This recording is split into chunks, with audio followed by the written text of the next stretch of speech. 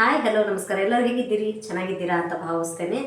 Welcome back to Sarvanadu blogs. ಬನ್ನಿ, ಹಾಗಾದರೆ ನಾನು ಇವಾಗ ಹಾಗಲಕಾಯಿ ಫ್ರೈ ಮಾಡೋದು ಇನ್ನೊಂದು ರೀತಿ, ಬೇರೆ ರೀತಿ ಯಾವ ರೀತಿ ಮಾಡ್ತೀನಿ ಅಂತ ತೋರಿಸ್ತೇನೆ. ಅಂದ್ರೆ ರೊಟ್ಟಿಗೂ ಚಪಾತಿಗೂ ಅನ್ನದ ಜೊತೆ ಸೈಡ್ ಇಟ್ಕೊಂಡು ನೀವು ಯಾವ ರೀತಿ ತಿನ್ಬೋದು ಅಂತಂದರೆ ಒಂದು ಸ್ವಲ್ಪನೂ ವಿಷ ಆಗಿರಲ್ಲ, ಅಷ್ಟು ಚೆನ್ನಾಗಿರುತ್ತೆ. ಒಮ್ಮೆ ನೀವು ಕೂಡ ಟ್ರೈ ಮಾಡಿ ನೋಡಿ. ಬನ್ನಿ, ನಾನು ತೋರಿಸ್ತೇನೆ ಯಾವ ರೀತಿ ಮಾಡ್ತೀನಿ ಅಂತ ಹೇಳಿ. ಹಾಗೆ ಯಾರೆಲ್ಲ ನಮ್ಮ ಚಾನಲ್ನ ಹೊಸದಾಗಿ ನೋಡ್ತಾ ಇದ್ದೀರಾ ಸಬ್ಸ್ಕ್ರೈಬ್ ಮಾಡ್ಕೊಳ್ಳಿ ಅಂತ ಕೇಳ್ತೀನಿ. ಬೆಲ್ ಐಕನ್ ಮೇಲೆ ಕ್ಲಿಕ್ ಮಾಡಿ ಆಲ್ ಅಂತ ಮಾಡಿ ಅಂತ ಕೇಳ್ಕೊತೀನಿ. ಬನ್ನಿ ಹಾಗಾದರೆ.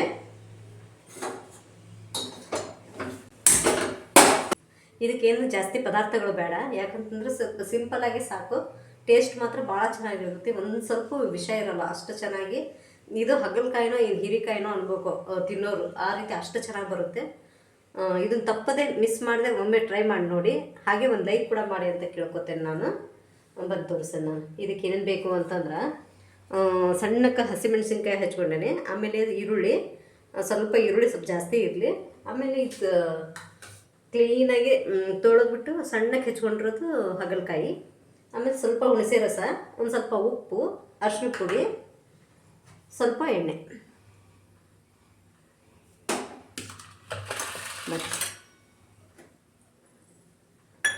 ಈಗ ಇದನ್ನು ನಾವೇನು ಮಾಡೋದು ಅಂತಂದರೆ ಕ್ಲೀನಾಗಿ ಹುರ್ಕೋಬೇಕು. ಹಾಗಲಕಾಯಿ ಎಷ್ಟು ಕ್ಲೀನಾಗಿ ಹುರಿತೀರಲ್ಲ ಅಷ್ಟು ವಿಷ ಕಡಿಮೆ ಆಗ್ತೈತಿ. ಇಲ್ಲ ಅಂತಂದ್ರೆ ಯಾರು ತಿನ್ನೋಕೆ ಇಷ್ಟಪಡಲ್ಲ ಹಾಗಲಕಾಯಿ. ನಾವು ಕೂಡ ನಮ್ಮ ಮನೆಯಲ್ಲಿ ತಿನ್ನೋಕೆ ನಾವು ಯಾರೂ ಇಷ್ಟಪಡ್ತಿದ್ದಿಲ್ಲ. ಈಗ ಅಂತಂದ್ರೆ ವಾರದಲ್ಲಿ 2 ಸರಿನಾದರೂ ನಾವು ಮಾಡ್ಕೋತೀವಿ. ಹಾಗಲಕಾಯಿ ಪಲ್ಯ ಆಗಲಿ ಫ್ರೈ ಆಗಲಿ ಬೇಕೇ ಬೇಕು. ನಾನಂತೂ ಒಂದು ಇಷ್ಟು ಚೂರು ತಿಂದರೂ ಕೂಡ ಬೆಳಪ ಅದ್ರ ಸವಾಸನ ಬೇಡ ಅಂತಿದ್ದೆ ನಾನು ನಿಜವಾಗ್ಲೂ.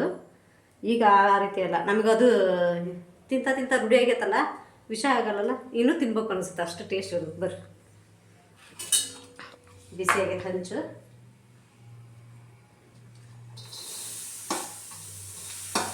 ಅಂದ್ರೆ ಇದು ಈ ರೀತಿ ಮಾಡ್ತಿರಲ್ಲ, ಇದಕ್ಕಂತಂದ್ರೆ ಆದಷ್ಟು ಎಷ್ಟು ಸಾಧ್ಯನೋ ಅಷ್ಟು ಸಣ್ಣದಾಗಿ ಹೆಚ್ಕೊಳ್ರಿ. ದೊಡ್ಡದಾಗಿ ಹೆಚ್ಕೊಳಕ್ಕೆ ಹೋಗ್ಬೇಡ್ರಿ, ಯಾಕಂತಂದ್ರೆ ಹುರಿಯೋಕೆ ಸರಿ ಆಗಲ್ಲ ಅದು. ನೀವು ಎಷ್ಟು ಸಣ್ಣದಾಗಿ ಕಟ್ ಮಾಡ್ತೀರ ಅಷ್ಟು ಚೆನ್ನಾಗಿರ್ತದೆ.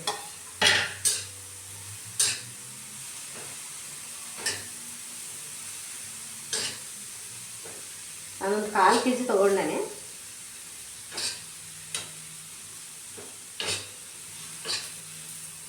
ಇದಕ್ಕೆ ಬೆಲ್ಲನೂ ಬೇಡ, ಯಾಕಂತಂದ್ರೆ ಹಾಗೇ ಮಾಡ್ಬೋದು ನೀವು. ಆಮೇಲೆ ಯಾಕಂತಂದ್ರೆ ಸ್ವಲ್ಪ ಬೆಲ್ಲ ಹಾಕ್ತಾರೆ. ಈ ರೆಸಿಪಿಗೆ ಮಾತ್ರ ಬೆಲ್ಲ ಹಾಕೋ ಅವಶ್ಯಕತೆ ಇಲ್ಲ.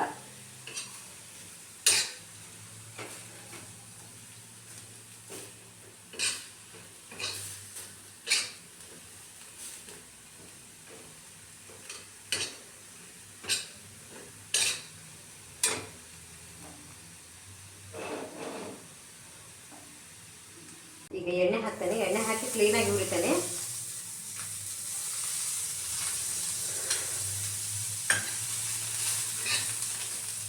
ಒಂದು 10 ರಿಂದ 15 ನಿಮಿಷ ಕ್ಲೀನಾಗಿ ಹುರ್ಕೋಬೇಕಾಗ್ತದೆ ಇದು. ಯಾಕಂತಂದ್ರೆ ನಾವು ನೀರೇನು ಹಾಕಲ್ಲ ಬೇಯಕ್ಕೆ, ಹಾಗಾಗಿ ಎಣ್ಣೆನೇ ಹುರ್ಕೋಬೇಕಾಗ್ತದೆ.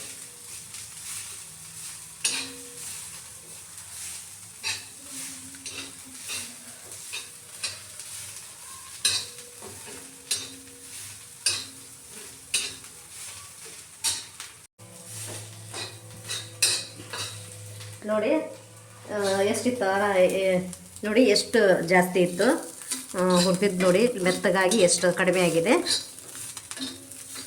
ಕ್ಲೀನಾಗಿ ಹುರ್ಕೋಬೇಕಿದೆ. ಈಗ ತೆಗಿತೇನೆ, ಇದು ಆತು.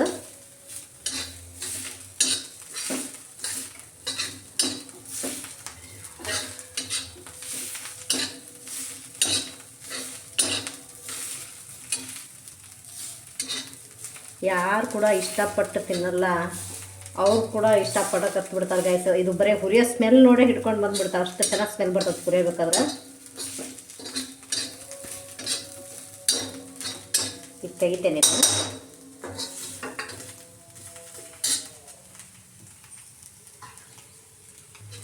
ಈಗ ಇದನ್ನು ತೆಗಿತೇನೆ ನಾನು.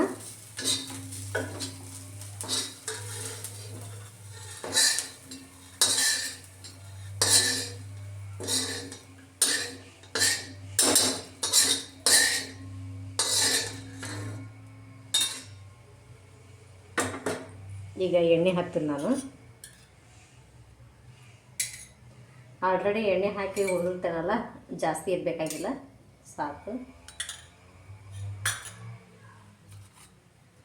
ಈಗ ಮೊದಲಿಗೆ ಹಸಿಮೆಣ್ಸಿನ್ಕಾಯಿ ಹಾಕಿಬಿಡ್ತೇನೆ.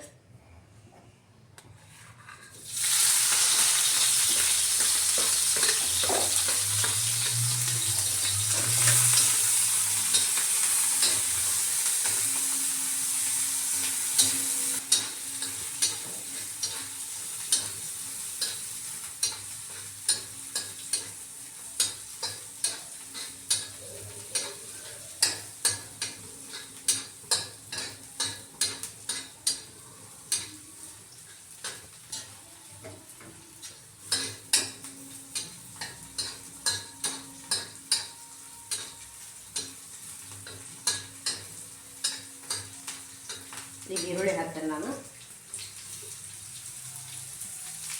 ಬೇಕಂತಂದರೆ ಸ್ವಲ್ಪ ಈರುಳ್ಳಿ ಜಾಸ್ತಿ ತೊಗೊಂಡ್ರೆ ಚೆನ್ನಾಗಿರ್ತೈತಿ.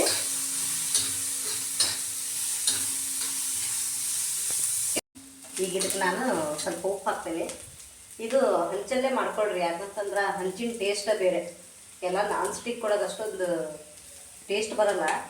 ಯಾಕಂತಂದ್ರೆ ನೀವು ರೋಡ್ ಸೈಡೆಲ್ಲ ನೋಡ್ಬೋದು, ಎಲ್ಲ ಬಾಂಡ್ಗೆ ಒಳಗೆ, ಎಲ್ಲ ಕಬ್ಬಿಣದ್ದು ಬಾಂಡ್ಲೆ ಒಳಗೆ ಮಾಡ್ತಾರೆ ನೋಡಿ, ಅದ್ರ ಟೇಸ್ಟ ಬೇರೆ. ಇದು ಹಂಚೊಳಗೆ ಮಾಡ್ಕೊಳ್ಳಿ, ಭಾಳ ಚೆನ್ನಾಗಿ. ಈಗ ಸ್ವಲ್ಪ ಅರಿಶಿನ ಪುಡಿ ಹಾಕ್ತೇನೆ ಇದಕ್ಕೆ.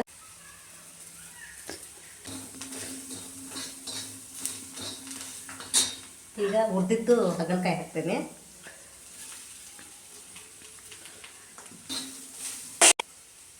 ಈಗ ಸ್ವಲ್ಪ ಹುಣಸೆ ರಸ ಹಾಕ್ತೇನೆ, ಸಾಕು.